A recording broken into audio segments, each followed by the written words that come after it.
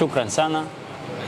Kwanza naitwa Saad Mwanza, mimi ni mwakilishi wa wachezaji wenzangu wa Coastal Union.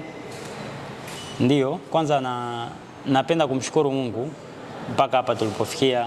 Sisi wote ni wazima na tunaendelea vizuri. Kuhusu mchezo unaofuata dhidi ya Mbeya City,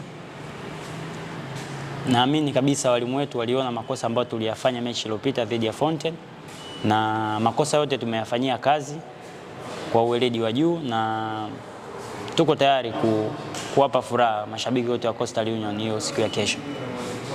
Kipi ambacho nyinyi kama wachezaji kwenye uwanja wa mazoezi na mnapokuwa mnakaa mnazungumza kuhakikisha kwamba licha ya kuwapa furaha mashabiki wa Coastal Union, lakini msimu huu mnamaliza kwa nafasi nzuri?